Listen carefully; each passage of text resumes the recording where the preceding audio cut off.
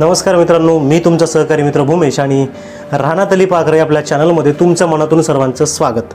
मित्रांनो, तुम्हाला माहिती असेल की देशामध्ये एक महत्त्वाकांक्षी योजना चालू केली गेली जे म्हणजे आणि त्या अंतर्गत शेतकऱ्यांना एक युनिक फार्मर आयडी देण्याचा एक संकल्प त्या ठिकाणी होता, ज्याच्या माध्यमातून युनिक फार्मर आयडीच्या माध्यमातून शेतकऱ्यांना एक डिजिटल आणायचं आहे, ज्याच्या माध्यमातून शेतकऱ्यांची ट्रॅकिंग होईल। त्या ठिकाणी मग त्यांना वेगवेगळ्या दिल्या जाणाऱ्या ज्या काही योजना आहेत त्याचं एक पेज असेल किंवा त्याचा एक टॅकल कसं करता येईल।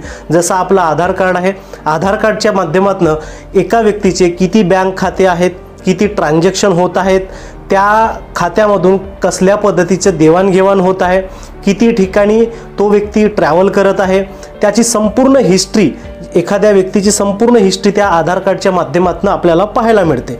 पॅन कार्डही त्याच पद्धतीनं काम करतो, त्याचा बँकिंग डेटा असेल, किती बँक अकाउंटमधून किती पैसे पाठवल्या जात आहे, किती घेतल्या जात आहे, किती इन्कम होत आहे, किती उत्पन्न त्याचा, ह्या सगळ्या गोष्टी ठीक आहे।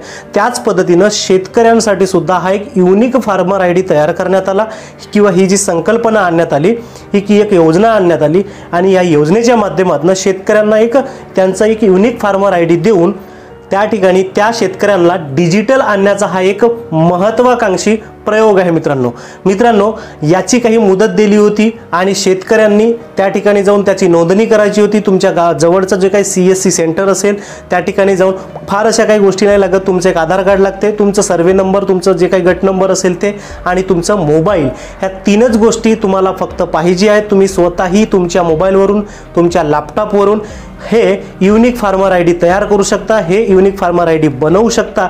पण जर का तुम्हाला हे बनवता येत नसेल तर तुम्ही तुमच्या जवळच्या CSC आयडी मध्ये जाऊन किंवा CSC सेंटरमध्ये जाऊन त्या ठिकाणी तुम्ही युनिक फार्मर आयडी तयार करू शकता। मित्रांनो, सरकारच्या माध्यमातून आता शेवटचं मार्च म्हणजे 31 मार्च ही एक तारीख दिली आणि त्या तारीख दिल्यानंतर अजूनपर्यंत तरी कुणालाही ह्या युनिक फार्मर आयडी कार्ड मिळालेला नाही आहे।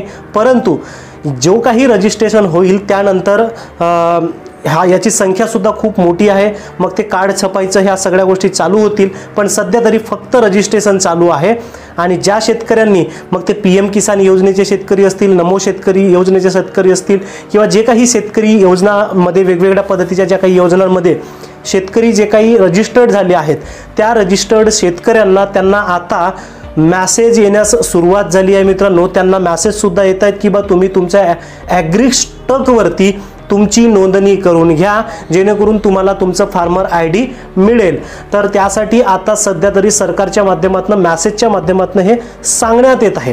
तुम्हीही समजा तुमचं फार्मर आयडी बनवलं नसेल तर तुम्ही ते लवकरात लवकर बनवून घ्या, कारण की येणारा जो काही पुढचा हप्ता आहे, जो काही PM किसानचा पुढचा हप्ता आहे, नमो शेतकरीचा जो काही हप्ता आहे पुढचा येणारा पुढचा वाला, ठीक आहे, हा नाही पुढचा वाला जो काही हप्ता असेल त्या ठिकाणी हा ॲग्रीस्टॉकमध्ये रजिस्ट्रेशन करणं किंवा ॲग्रीस्टॉकमध्ये नोंदणी असणं अत्यंत आवश्यक आहे मित्रांनो। तर लवकरात लवकर हे करून घ्या।